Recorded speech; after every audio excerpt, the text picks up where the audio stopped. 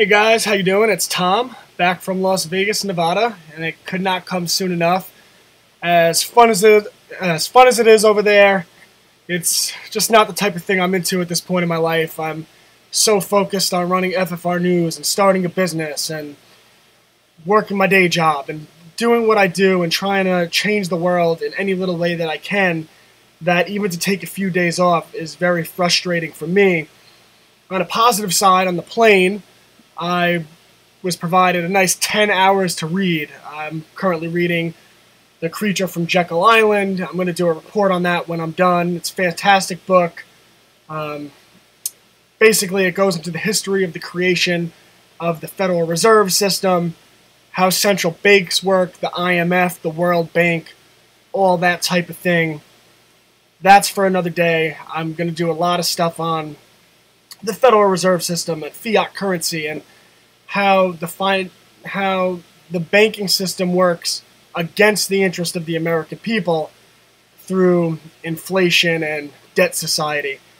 But, I was thinking when I was in Vegas, I went live from the Vegas Strip and I was speaking to you guys about the American education system. And the more I think about it, which is really all the time, the American education system is the key to everything. The way the system has been manipulated, the compulsory education, which is about hearing information from a teacher or a textbook, not investigating it for yourself, repeating it back to a teacher, capitulating to authority, the bell system, the bell rings, you go from one class to another. This system is designed to create generation after generation of person that capitulates to authority. And I grew up in that system doing the same thing, right? I always did what I was told. I went to school, I did my homework, I repeated back information to the teachers, went to college, got a 4-year degree, all that fine stuff. Came out, got a job, worked my way up, worked harder than anyone else there. And it wasn't until I had my own intellectual revolution, where I discovered how the world really works, that I realized that there's so much more to going to college, taking on debt, working for a corporation, and all that, and making money, chasing the golden goose. And no matter how much you chase that golden goose, it seems to never be enough. And it wasn't until my own intellectual revolution that I realized that I should do something like start FFRnews, that I could talk to people, that I could change the world on YouTube, and I could get paid doing it. I could make a living, which, again, even how we're taught, isn't about making money. That's never a problem for me. I'm able to make money. But what it's about is making money in a way where you could run your own schedule, where you don't have to listen to a boss who tells you better be at work at this time, you better have this report in. That you could decide that you're going to drive your workday, whatever hours, on whatever schedule you want, because that gives you true freedom. Because the American dream was not originally about keeping up with the Joneses, so to speak. The American dream wasn't about my nice pair of shoes, my watch, my showmanship, how big my house is. Because all that's for nothing if you're a slave to a paycheck, if you're a slave to someone you work for, because you haven't figured out how to create a situation for yourself where you are your own boss, you are your own master. That is the American dream. And what I try to preach to people, I tell them all the time in conversations to realize how special you are, what you're capable of, how you could start a business in whatever it is that you want, and you could become your own boss. Me personally, I'd rather work 100 hours, I'd rather work 20 hours daily working for myself than work 8 hours a day making more money working for someone else. Because understanding what freedom is and being able to spend time with your family. And I think so much of that is by design, that we're taught to be corporate worker bees. A little bit about my own background. I haven't gotten into this with you guys. I went the typical route. I went to Cortland University. I graduated with a degree in adolescent history education. I didn't know what I wanted to do with my life. In all honesty, when I was in my college years, I was probably interested in getting drunk and chasing girls. I was good at it, too. But, yeah, I went to Cortland, and adolescent history education, was going to be a history teacher. All right, left Cortland, got a job. As I got my job, I went to my master's program, where I got a degree in special education for children with disabilities. And I really went the way that we're supposed to go, right? A, B, C. This is what we're taught from the time we're little. And because I always had a natural thirst for knowledge, over the internet I came across these incredible minds, these people who would challenge me intellectually in ways I'd never been challenged before. Richard Grove and the Peace Revolution, James Corbett, the Corbett Report. Incredible mind, not the Corbett Report you see on mainstream media, please. James Corbett, the Corbett Report. I strongly recommend you check him out. These people who not only challenge what to think, but the ways we think about things. That I don't want you to agree with everything I say, but I want you to understand my thought process, how I come to my conclusions. Understand your own thought process. How do you come to conclusions? Because it is that very thought process that has been removed from the American education system through compulsory education. People used to have intellectual self-defense. And if we could restore that intellectual self-defense, the country will be such a better place, not because the idea that I have is great of what the country should be, but because people will be able to understand philosophy and what policy has, what impacts on society, and the role of government and the role of liberty and all that. So when I say intellectual self-defense, what do I mean?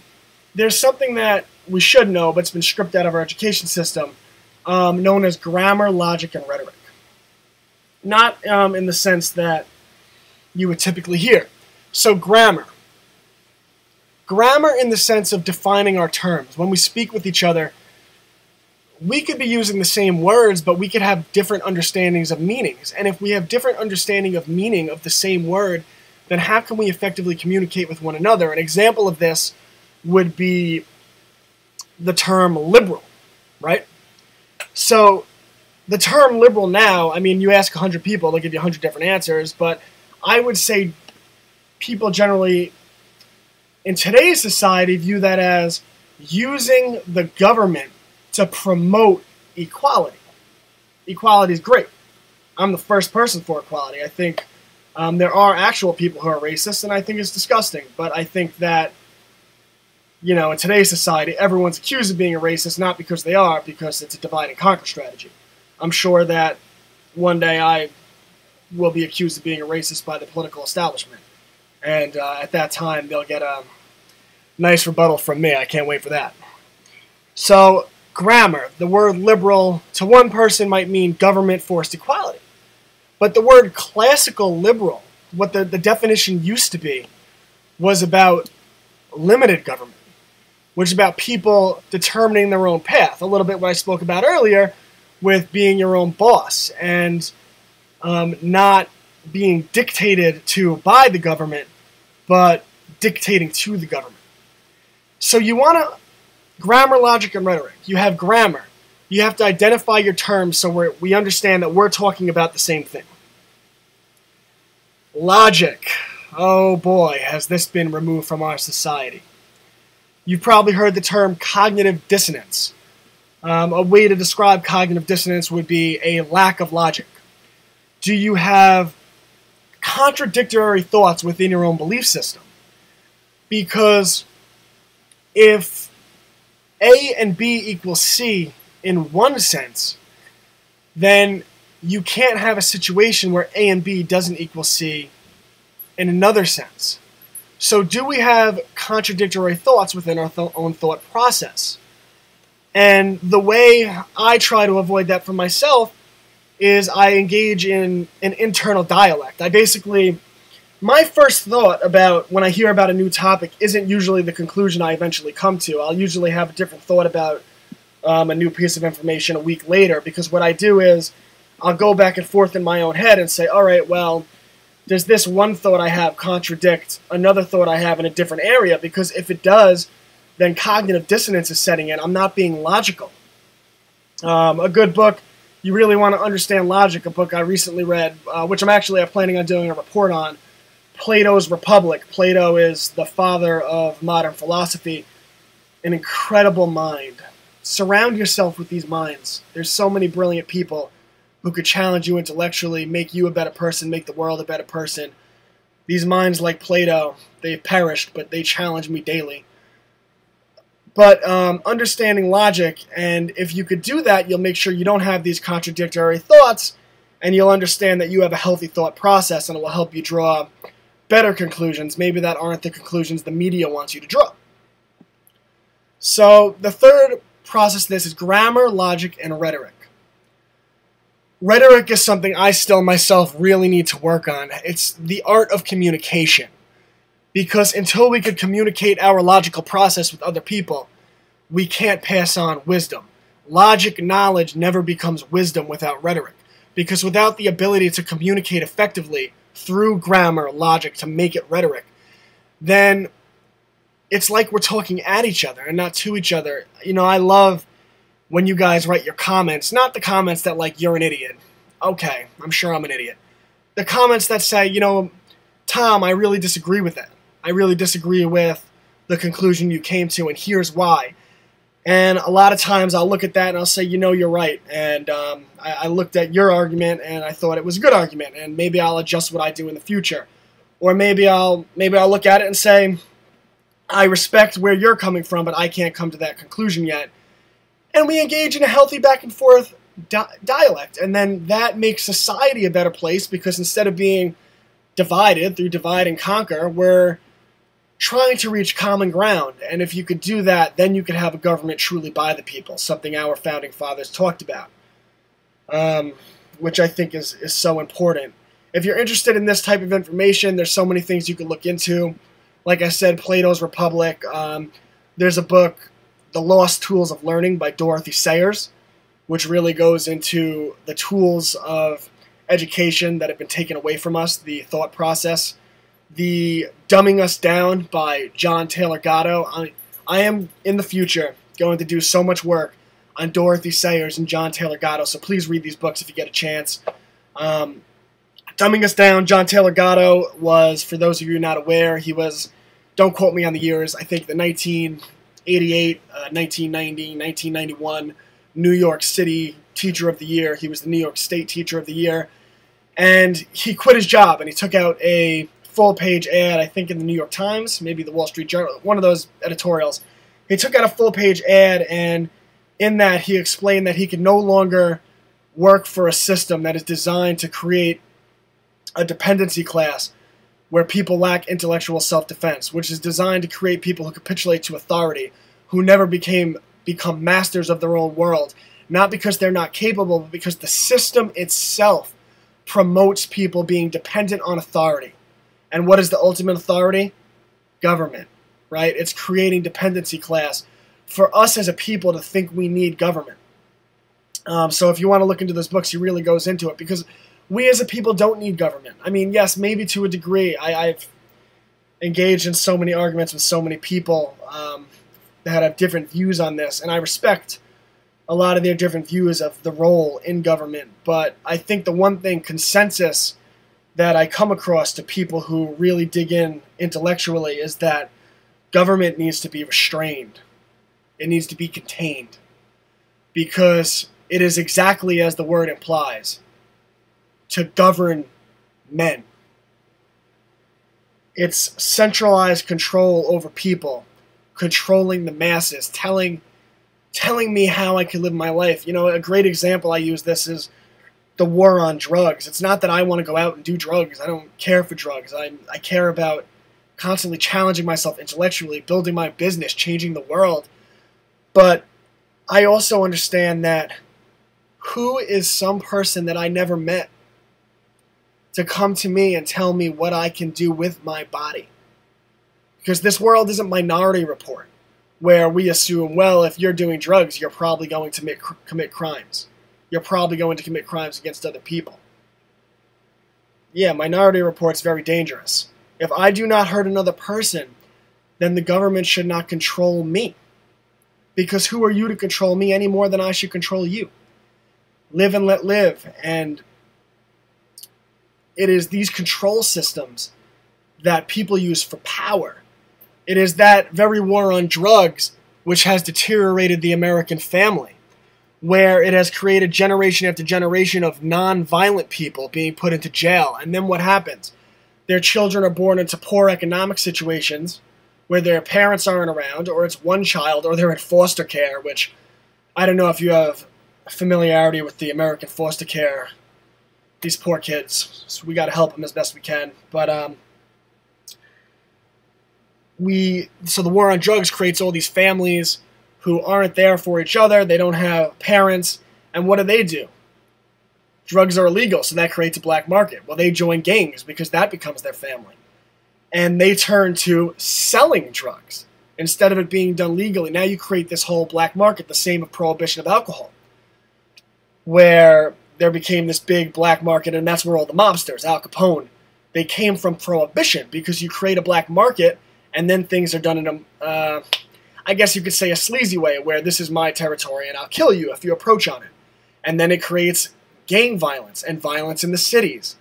And then they say, oh, well, there's violence. Well, now we have to come after guns, right? Because there's violence, so the people can't have guns. So they come after our guns. But they never addressed the core of the issue, which was the war on drugs and the deterioration of the American family.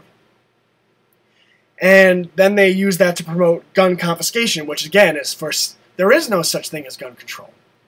Because if you understand it, there's only gun centralization. So you have guns, and you take them from the masses, and you give them to a small minority who call themselves the government. But if we understand history, we understand that throughout human history, other than the smallest sectors of human history, that government has been used to oppress people in an amazing way. You know, people knock on the Founding Fathers a lot because they were not perfect. I'll be the first to tell you that. They did promote things like slavery, which were disgusting. America has a dirty past with that. But every country has a dirty past.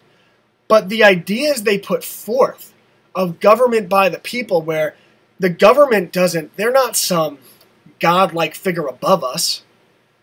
The government derives its power from the people. These were revolutionary ideas. Ideas that have very little throughout human history ever been put forth. There's the great French Enlightenment thinkers. Revolutionary ideas. The Roman Republic, where even, not that they were some great beacon of freedom, but they at least, for one sliver in history, promoted the idea that we are not to be ruled by some people who have some false claim on authority that they use through force and intimidation over the masses, that people should be free. And do you see how intellectual self-defense, how not about maybe you don't agree with these ideas, but that we can have a debate and understand each other on these topics? That if we fix the American education system, we could start to reach consensus about what government is, about how to formulate society, about how to make society a better place without asking the government to do it, because then they're taking our money and they're taking more control, because money is power. Because we as a people, me and you, could change the world. I don't need some person with this false authority who takes my money through taxation, and if I don't give them taxes, which I never agreed to do in my life, and if I don't give them my money, men will show up with guns, and they will put me in a cell and lock me away and throw away the key. That's not what freedom is. And if we have intellectual self-defense, we can find better ways. I have so many thoughts about how to make the world better. I was thinking just the other day, as I was telling you, why can't a 13-year-old start a business, make $100,000, and achieve adulthood before we're quote-unquote supposed to achieve adulthood? You know, a great education system would be not that you're in school for 16, 17 years and then you get out and you're an adult. A great education system is you will be educated until you prove to yourself and you prove to the world that you are an adult.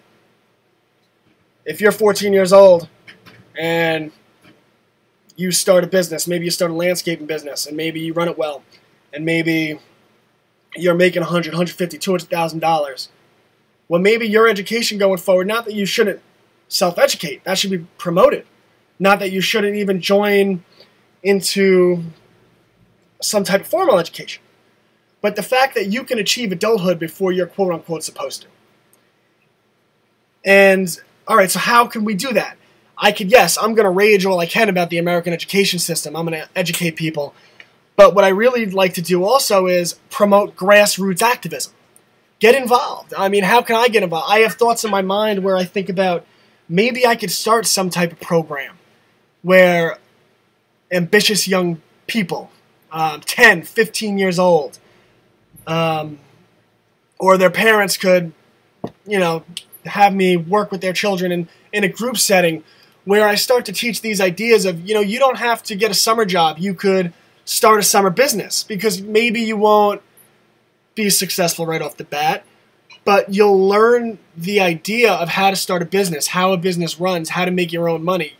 Me doing this FFRnews, sitting here talking to you, this stuff is very new to me. I've been learning on the fly. I don't have 1 ounce of formal training in the digital world. How to put forth videos. I learned to use a green screen, how to run a Facebook page, how to promote, how to advertise on Facebook, how to run a YouTube page, how to use AdSense, how to create a Patreon, how to create a Twitter, how to run my Twitter effectively, which I haven't done that great a job of, but it's a learning process. But if you could create something for children 10, 13 years old, where you're teaching them to think in a way where I don't want to get out and work for a corporation. I want to be a boss. I want to control my own destiny. I want to run my own business, and I want to be so successful where people work for me and I can take care of my family. Me, myself, I want to take this to a point where my family never has to work, but they will, because I will teach them intellectual self-defense. I will teach them morals, ethics, and the importance of living your life in a way where you're making the world a better place, because if you're not making the world a better place, then by de facto, by doing nothing, you're allowing the world to become a worse place. Because the evil forces, the dark forces, the people chasing power, they're relentless. Trust me, I've been fighting. There's so many bad people out there pursuing power in politics and the media, and I just fight them, and I fight them, and I fight them, and it's exhausting at times. And every now and then I have maybe one of your comments that just lights a fire under me. It says, I'm doing something right. I'm doing something right. I'm trying to make the world better, and I'm trying to be self-sufficient for myself, which I think I owe to myself, I owe to my family, because I don't want to have to go to work. I want to not stay home, that I don't want to work. I want to work my rear off. But I'm doing what I want to do and making the world a better place. And I'm going to keep doing that. And I have to challenge myself intellectually and read books. Read. How do I read so much? Right? I'm so busy. How do I read? Yes, I read formally on my own, but there's also something called Audible Book that you can get on Amazon.com. And basically, you purchase books on Amazon.com, and there's paperback, hardcover, and then there's something, if you click, you scroll, called Audible. And that basically, it sends the book to your phone, and the book is read to you. It's an audiobook.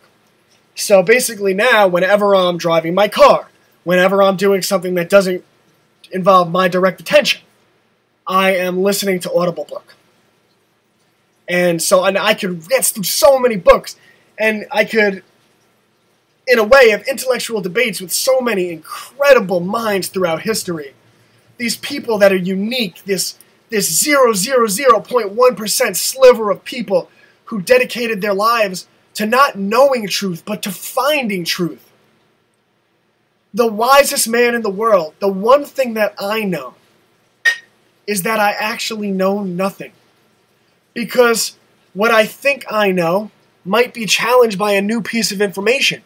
And if I reject that piece of information because I refuse to use logic, because I have cognitive dissonance, then I will never better myself as a person. I don't understand the world.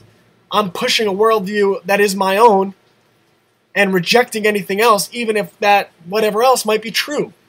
So it's very important that we constantly challenge ourselves intellectually, and especially I get a lot of us are so stuck in the system, but we need to change the system for our youth so that they can challenge themselves intellectually. And if we do that, rather than promoting an ideology or an idea, which, yes, I do promote classical liberalism. I promote, I guess, how do I explain this to you? A Ron Paul style, not exactly, of libertarianism. A live and let live, non-interventionist. We, the people, can make the world better. We don't need the government to make a better belief system.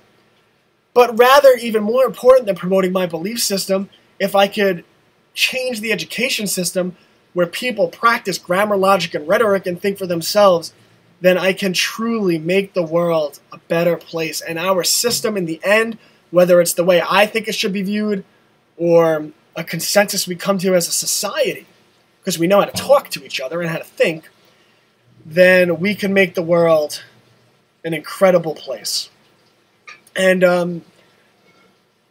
I guess the last thing I would say is, find ways to challenge yourself intellectually through books, through whatever it might be. There's so many intellectual people on the internet who are so much smarter than me. I follow this guy, Richard Grove, in the Peace Revolution. I don't agree with everything he says, but oh my, the level of historical knowledge, the way he challenges me as a person is truly uplifting.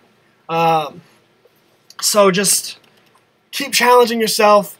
Get involved on a grassroots level, whether that's helping children within the community, whether that's in some way politically, not just to promote ideas, but to promote dialect between people who think differently.